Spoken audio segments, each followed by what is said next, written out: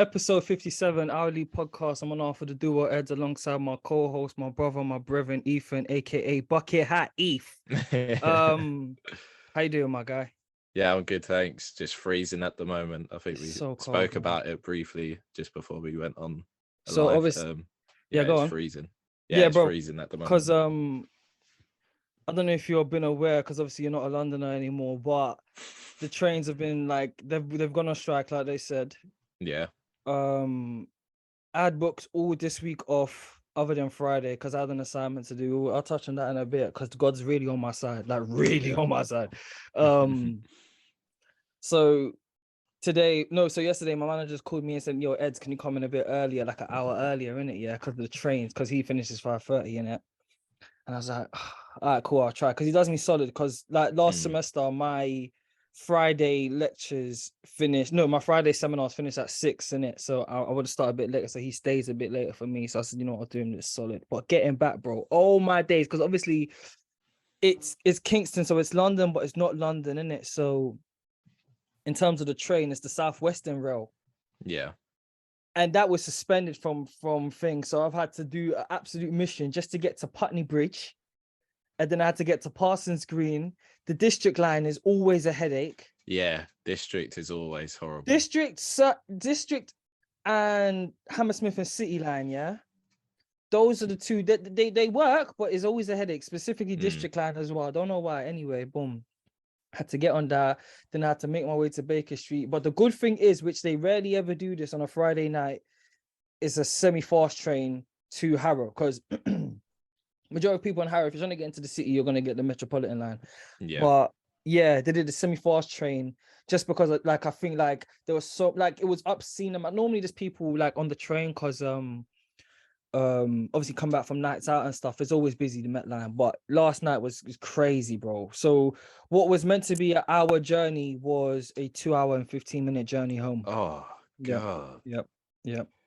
It was not pleasant at all, buddy. But alas, like I remember I got home and I said to my sister, I don't know how I got home. Like I went to sleep and then I couldn't tell you how I got home. I don't know how. God. But yeah, no, it was funny because in getting my way home, I had to go like walk through some areas and stuff which I'd been looking at Rightmove. But you know, as a Londoner, if you have no reason to go somewhere, you're not gonna go. So it's all good and well looking at it online.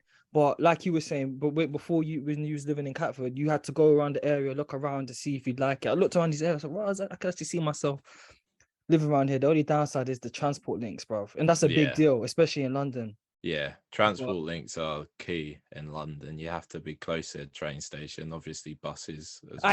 Ideally a plethora of lines as well, like and not just like South, maybe like Met Line, District, Northern or something. You know what I mean? Because absolutely headache. But alas, man, how's your week been, my guy?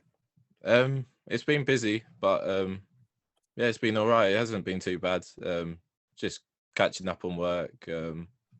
Yeah, just watching the World Cup here and there. Obviously, we had 2 days in the week, which feels a bit weird because the World Cup has been game after game after game. So yeah, it's been a weird one just to have 2 games on in a week. But yeah, it was good. It was a good week anyway. I think. But yeah, I heard you went out on your Christmas party. Oh my. Yeah. How was that? Hey. So I rarely drink, as people are aware. So I've got there now, and then my manager was like, "Yo, Ed, like, what are you drinking?" I said, anything brown." So he got me JD and cranberry. That's my cranberry is always my chaser. That one went down cool. Then they ordered shots of tequila. Old white women trying to dance with me at first. I was just like, allow it. Yeah, I was just moving my hands, yeah. And then someone's like, "Come on, stop being like an idiot, just dance at first." So a couple more bevies in me, started dancing. And then there's a girl at the bar, some young girl at the bar. She looks like a girl I went to school with. I said, "Yo, by any chance, do you know a girl called so and so?" She goes, "That's my sister." I said, "Oh, say swear, that's not." She goes, "He's downstairs." I said, "What?" So I went downstairs to go say hi to the girl. She chatting with her for a bit. And then she goes, "Oh, like, cool, I'll sort you like with doubles, no worries." Yeah, so I'm thinking, all right, cool, sweet. I have no intention of drinking anyway, because they said bring cash, yeah. just in case the card machine's not working. So I've pulled out £40. I said, that's all I'm fucking drinking. Yeah. I'm drinking £40 worth. That's it. I'm not going no more over the limit. Yeah, calm. This girl now, I've gone there. She's giving me doubles, heavy doubles as well. Like she's being very generous with her hand, isn't it? Because it's not her alcohol, is it? Fucking. And then I've gone there like 2-3 times, and someone's giving me another shot. Speaking to this girl and her buddy, they've given me another shot, bro. I don't know how I got home. I don't know how I got home because I was on the river. I was on the River Thames. Next thing you know, I'm in Aldgate getting the Met Line to Harrow, snoozed off. Some woman on the trains like, son, what's your station? I said Northwood Hills. Goes, oh, okay, we're in Harrow Hill, so you're a couple stops away. So I was like, fuck it, no, bro. Like, and then the next day I just felt worse for real. Like normally when I drink, yeah, I feel okay. Like I can go to the gym, I can like maneuver. Nah, I was a dead man walking that. Yeah, no, it's horrible. It's I not think nice. it's just resting it off is just the worst. Like you've wasted a day essentially. Yes, like yes. You're just laying in bed feeling sorry for yourself, really. Yes. And it tells you now that we're just too old. We're too old now. In my younger years, I could drink till the cows come home, wake up, 2 hours sleep, wake up, then go play 11 aside. Like we standard. And I wouldn't feel it. Whereas now it's like, oh man, I'm gone, bro. I'm absolutely gone. But a lot of pretty women there, can't complain. Bro, when you get older, like the fact that older women try to move to you is just hilarious. Like, it's so funny. It's so funny. One old woman's like, "Oh, telling me you're a baby." I said, "Yeah, I am, brother." In comparison to you, like you're like how old? 50 odd? Jesus. Oh, you have to be my mum. Nah, to me. But nah, I had a good time, man. It was nice. And then what don't help is smoking a cigar. Oh my days, that just mad cold though on the river. But it was nice though, man. It was the first time on a boat on the Thames, because in year 11 I was meant to, but then I got kicked out last day of school for throwing water balloons at people, and I got caught. My deputy head teacher was in the corridor and I was doing it, bro. So yeah, that was my week, man. But speaking of girls, man, I got a girl headache, bro. Yeah. One girl giving me headache. Oh my days, like, oh man. And it's so funny because last time I had one of my buddies on Winning Daily, and he said something amongst the lines of like, we've all had, not all, but majority of us have had good women in our lives that we've either messed up the situation or we've let them go in it, yeah. And I feel like I'm at a stage currently. Hopefully she don't listen to this. She probably will. I had this girl in my life. She was a good girl, yeah. But I feel like it's one of those ones where, you know, where either you're too different, not compatible, or it's just something that just ain't right. Do you know what I'm talking about? Yeah. No, I get that. I think sometimes it's you trying to sabotage something, and you rather not get too deep in it before you end it. I think. How long are you down the line with this girl then? It's not even that long, bro. If I'm okay. It's not even that long in that. So I was just like, what? I think, you know, when you get older, like, you know, when you used to watch TV, then you see like people saying stuff like, oh, like we rushed into this and stuff like that. When you're younger, like, what the fuck are you talking about? No. And then like when you get older, you actually realize, well, I actually understand what this person was talking about in terms of like rushing into a situation or stuff like that. And I think I genuinely think it's a case of right girl, wrong time. Like, okay.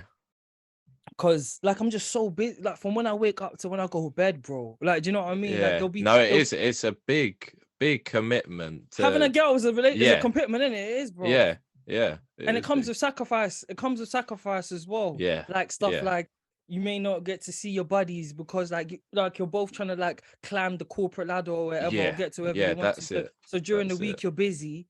But then obviously you've got someone that you care for, whatever. So during the weekend, it's like you want to do that. But hashtag boys will be boys. You want to see the man them. You want to go out. You want to watch the sports. You want to. Sometimes you just want to do it. Nothing is doing something. Yeah. Well, No, I totally get that. Like, sometimes I do feel like that. Obviously, I'm in a relationship with Victoria, but I do want to just chill out and relax and just have my own time sometimes. And it does get a lot, but I think that's the sacrifice you make when you get into a commitment, and you have to be ready for it. And if you're not ready, it's not worth going into. And that's one of the ones where it was like, am I ready to do this sacrifice? At this moment in time, I'm not, bro, because I'm actually a full-time student, masters as well. It's not a joke, bro. Do you know what I mean? Yeah. No, Got a job. It isn't. And then not only that as well, trying to get this podcast up and running. Like, you know what I mean? There'll be days like I'll blink. Yeah. I'll blink, it's Monday, I'll blink, it's Friday. Oh snap, I haven't even posted nothing for the pod, or like, do you know what I mean? Like, it's all nuts, bro. So it's like too much is grabbing my attention. Something has to let go, and unfortunately, it may have to be this young lady who I actually get. She's a cool girl and stuff. Hopefully, she don't listen to it. Maybe she does. Who knows? You know what I'm saying? Feel how you feel, bro. But yeah, before we talk World Cup, I want to talk Prem. Yeah, because I saw something earlier saying that the under-17 World Cup now is going to be held every year, opposed to like every 2 years. What's your thoughts on that? Because me personally, I think it's a good thing, you know. Yeah, no, it's good. We get to see some of the upcoming stars of the game. And yeah, no, just I love football anyway, so I'd love to watch it. I'd love to watch the World Cup every year if it was on, but yeah, it isn't. So yeah, no, it's good to see. I'm happy to see it. Touching on your club, Chelsea, you've been doing some signings, some moving and shaking. Earlier in the week, I sent you that photo of Amari Hutchinson, who you look. Did you buy, or did he leave Arsenal on a free? I'm not even too. I think we did buy him. I think we did buy him. Why we sold him to you, like, I don't know. The guy's a baller, but he looked like he's put on some kg. He's been in the gym. His arms are looking defined, as well as that other guy from Villa. You said you was hearing some good things about him from the friendlies and the trainings that's been happening during the World Cup. And you said you reckon he's like a rotation player. Do you actually think that, you know, January forward, he's going to be like on the bench at least, like coming off and maybe playing at the odd 20-30 minute a game? Yeah, I can see it. I think Potter's done this at Brighton, where he's gone to the academy and gone to the youth and relied on these guys. So yeah, no, he's shown a good display against Aston Villa last week. Yeah, no, hopefully he does start, because he does look like he could be a baller. And at that side, playing on the left or the right, we need wingers at this moment in time. English player as well, so it always helps. You lot also signed a striker from the Norwegian league. Is he Nigerian? I'm not too sure. I think he's Nigerian. He's from Ivory Coast. Oh, he's Ivory Coast. Yeah, cool. Yeah. But it's so funny because, again, like, I'll go back to that line I said. There's a guy in the Danish league that's 2 moves away from being a superstar. I don't think.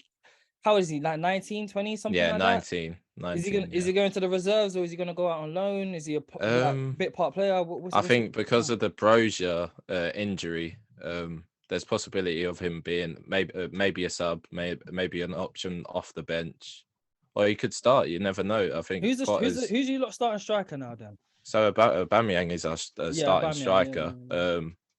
But yeah, no, I haven't seen enough of him in the Premier League hitting those heights that he did at Arsenal. So you never know. Potter's one of those that likes to experiment and give these young stars a bit of a start, to get on their road. So we'll have to see.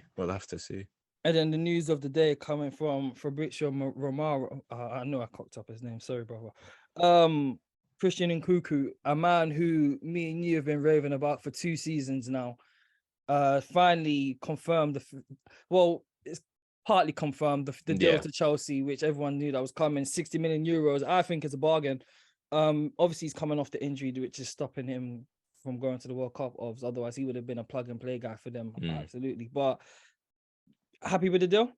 Yeah, totally happy with the deal. He had goals, he's creative, legs. But yeah, obviously the injury is a bit of a worry, and I think that's probably why the fee is 60 mil. It probably would have been a bit more if he was fit, and probably if he played in the World Cup, that fee probably would have gone up even more. So yeah, we'll have to see in the summer. Obviously, if that deal gets done in the summer, and we'll see where Chelsea goes from there. But at the moment, I think we're a top 4 team. We're probably not at those heights of going for the title as of yet, but we'll have to see. Where does he play? You lot have got a lot of talent on the flanks now. It's crazy because you went from Chelsea fans from complaining that, we ain't got no options. Don't know wingers, and now you've got all the wingers. Like, to the point, you're gonna have to sell some guys. Yeah. because like, you know, there's not enough time on the pitch for everybody. It doesn't matter the competitions, like big salaries as well. That takes into consideration as well. Like how, like, you know, I know your owners reign in money and that, but still no one wants to pay excess amount. So No. is he a starter when he comes, or is he gonna just have to adjust to the league? Or because granted he'll be recovered from his injury, have a full Yeah. preseason and stuff Yeah. like that. I don't think there's no tournaments this summer. No. Yeah, where does he play? Obviously, we all know he can play across the front line. Raheem Sterling, he's a starter for you lot. Raheem's on the left, right? Yeah, he starts on the left. Yeah. And who's on the right? Ziyech on the right now? Oh, yeah, he's an option now. But Yeah, yeah, it's one of those. It's I don't know how Potter's system is going to work after this World Cup. Whether he changes it completely, but yeah, we've got so many creative options: Mount, Havertz, Pulisic, Hudson-Odoi when he's done with his loan move with Bayern Leverkusen. So yeah, no, we've got too many options. So obviously one of them has to go. But for me, he does start Nkunku, and I don't know. I think he's probably more of a 10 to me. And yeah, it'd probably false nine as well. Could be yeah, false nine. it'd probably be a false 9 as well. He can score the goal. So we'll have to see how our lineup is in July. It'll be completely different. I think there's going to be a lot of moves from Chelsea in the summer. And the old boy Thiago Silva balled out in the World Cup. I know. They got to give him another year deal, don't they? Innit? I mean, the guy's still I going. don't know. He's still going, man. He's deserved it. Yeah. And he's still love for the game. His wife showed the video of him being silent 2 hours after the game. Yeah. If you're 30 years, that's how I want my 38-year-old centre back to be. Still pissed off that his team's getting kicked out, not just another day. And the guy's a baller, man.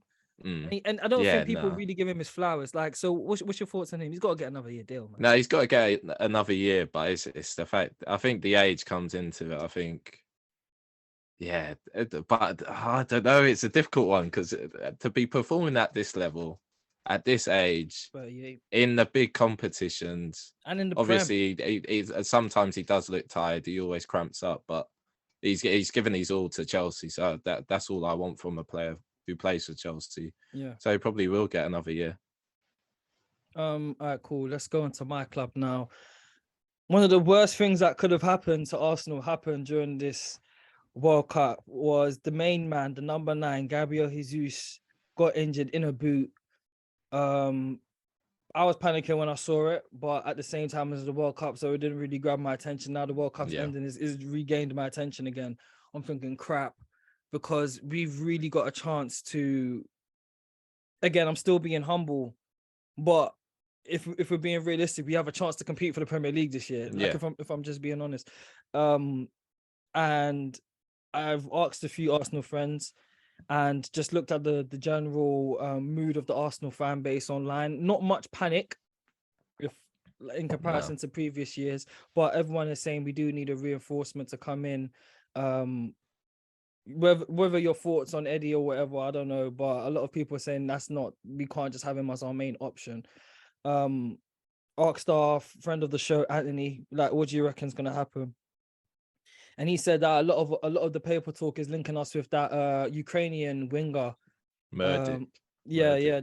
I'm not even going to try to pronounce his name because I won't get it. Sorry, bro. But and then apparently he's a big Arsenal fan. He was pushing for the move in the summer because they were asking ridiculous money at the time. And I mean, I've seen him glimpses here. I'm not sure if you've seen him glimpses or not, but Anthony was suggesting that we put him on the flank and then move Gabriel Martinelli to the 9 for the time being, because he's good at the pressing game and he does know where the goal is now. What's your thoughts on that? Yeah, no, I could see that. I could see that happening. But I don't know whether Martinelli is that striker like Gabriel Jesus who can hold up play, can supply someone, he does more than get goals. And in that system as well, it just worked earlier on. So I don't know how you work going on this back end of the season. It'll be tough to tell. It's still early days. We haven't seen Arsenal set up yet, so we'll have to see. Adversity. This is real adversity for Arsenal now, isn't it? Yeah, no, but I think these questions came at the start of the season when you were doing well. Think, what would you do if Gabriel Jesus gets injured? One of your star players gets injured, and this is what's happened right now. So we'll have to see how Arsenal line up. But yeah, you're in a good place at the moment, and Yeah. I think you guys would have been snapping our hands when you heard where you were earlier on in the season. Yeah. If you crazy. said to me December you're going to be top of the league, I'd be like, oh fuck off. No, Like I yeah. wouldn't have believed you. So the fact that it's happening, fair Mm. play. But like you're saying, Martinelli, I love Martinelli as much as the next guy, probably more, but I don't know if he's going to be, unless I don't know how long the Gabriel Jesus injury's out. Now, granted, it's been about a month. So if that's till the end of January, but then those games are going to pile up, European games as well are going to pile up. So I'm not too sure, like, because you could go from being first to being sixth in the Premier League nowadays. It's very scary. Yeah. The time is now.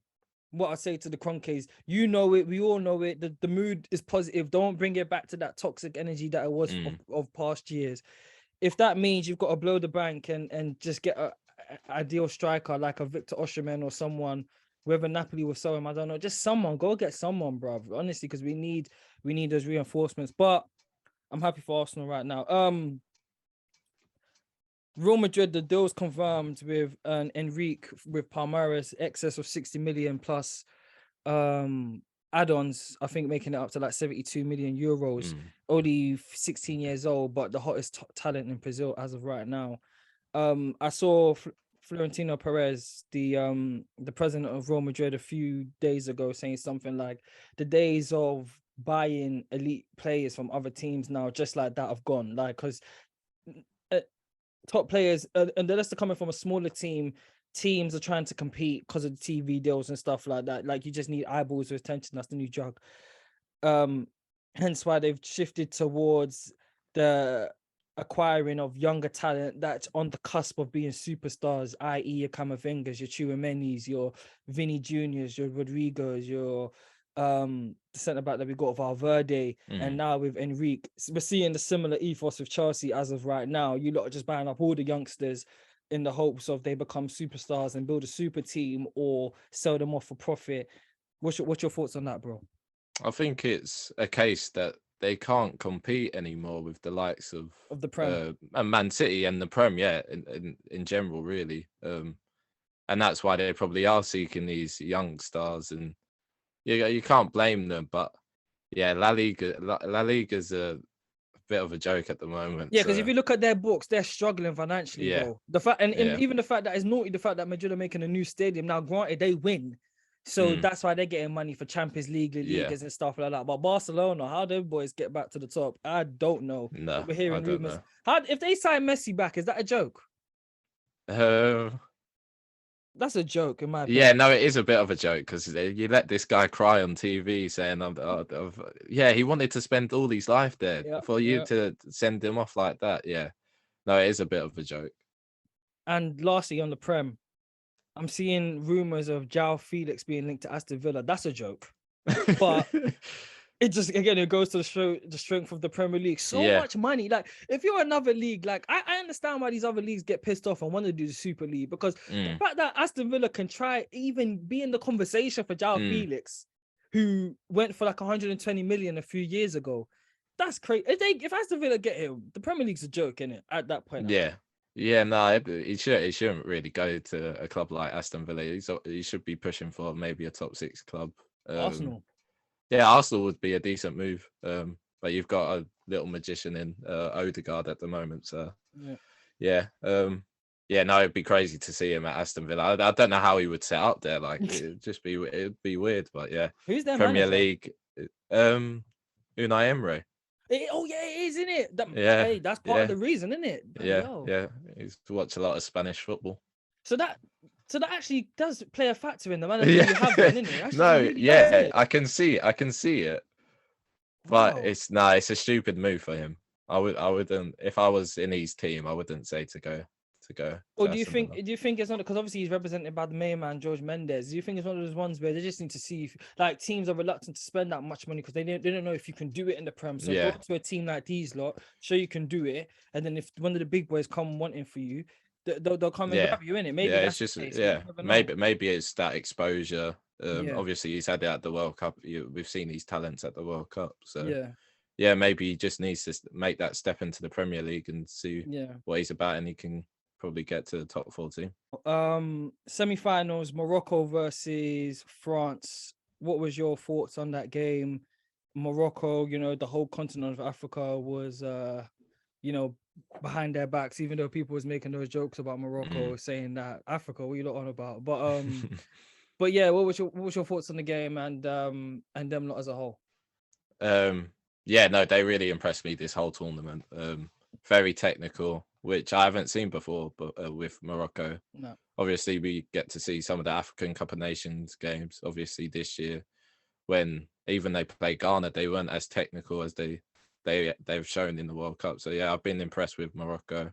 Very unlucky because they conceded early, and that changed the shape of the game. But France really sat back and just countered, and yeah, I was a bit disappointed, but yeah, France showed that resilience, and they can win a game whatever way they want, really. Yeah. And hopefully tomorrow they don't win, but we'll have to see.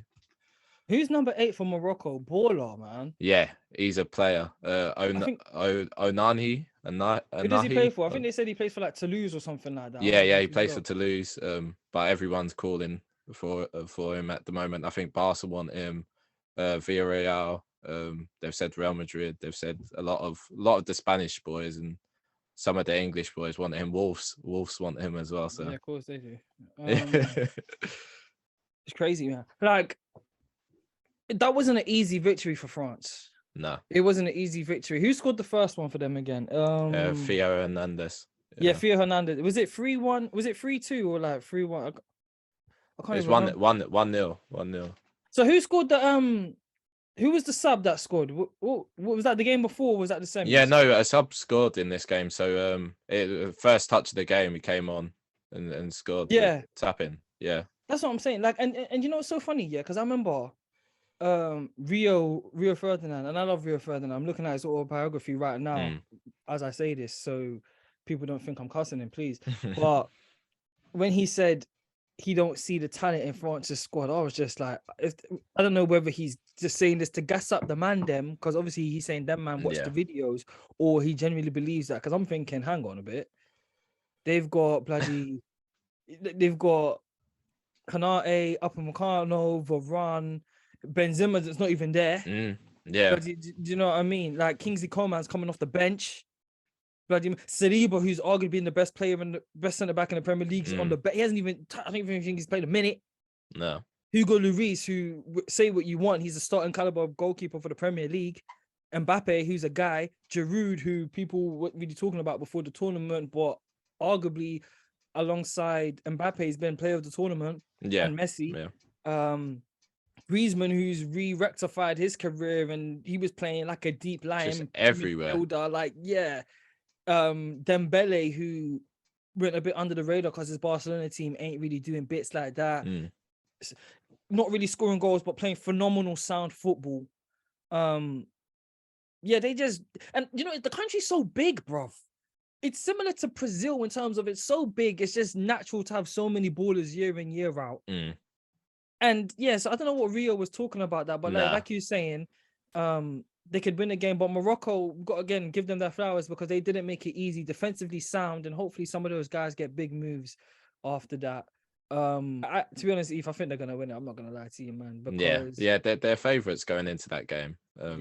It's one of those. If Argentina show their little South American passion, it is Messi. But they could use the dark arts, be a bit dirty. They have to do anything to win that game, and I feel like they have enough to do it. Like, I really do. Yeah, man. And then let's touch on Argentina, Croatia. Messi, the setup, that setup he did for the goal, the last goal, the dribble, close control, stop, start, in, out, backwards, forward, You know what? He's changing my mind. he is changing. No, he is. If I'm being completely honest with you, like, I love Ronaldo more than the next guy. But this tournament, I've just thought, Now, to be fair, he's few years younger than Ronaldo, so let's put that into context, right? Yeah. But I'm watching this game, and I'm these games. I'm just like, this guy's actually doing it by himself. After that Saudi Arabia game, he probably heard all the nonsense back home and said, "Nah, f that. We're not going out like this." And he's been a man in a mission ever since. And I'm really starting to think, hey, if he wins it, there's no that question is out of the it's out. Like you've got to give him it. And even I think one of the journalists put it like in a good way. I think the Argentinian journalist like interviewed him after the game and said, even if you don't win it, like what you've done for this country is ridiculous. It's ridiculous. Like the moments that you've given will live with us forever. So whatever happens tomorrow, hopefully they win. But yeah, even if he loses, he's had a hell of a tournament, hell of a career. And yeah, he is my GOAT, to be fair. You know what? I'm just looking at it and I'm just thinking, this guy's just so fucking good at football. It's ridiculous. And I don't think we'll see some. And I hate to say I don't think we'll see it, because people said that about Maradona. Then 20 years later, we got a same Argentina guy, same body type, everything, doing the same things, right? But yeah, man, the way this guy's playing football was just like, I'm in awe. I'm like, what? He didn't do that. Not against a grown man who has a family, wife, and kids at home watching this on TV. He didn't do that. No, he did actually. And the guy had about a foot on him, probably 20 kg heavier than him. Yeah, that's it. Just weaving around, and couldn't do nothing about it. Yeah, it's just pure talent.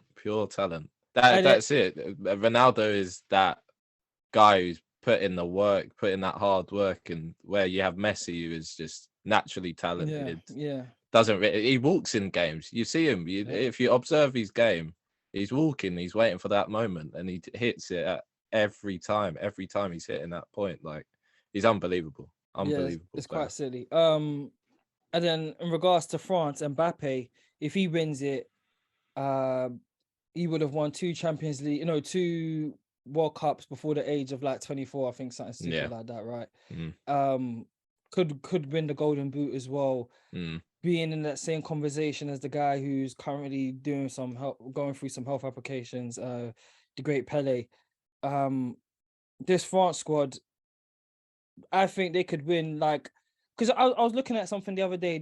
In my lifetime, they've been in the 98 World Cup final, 2006 World Cup final, 2018 World Cup final, 2022 World Cup final. So in the space of 27 years, they've been in 4 finals. That's a great fucking job, man. And it's been they also had the Euros in 2000 as well. Euro finals as well. Exactly. Do you know what I mean? Like, and to win, like, that's a good, like, that just shows consistency in the nation of pedigree of football. And partly because they still have football in academies.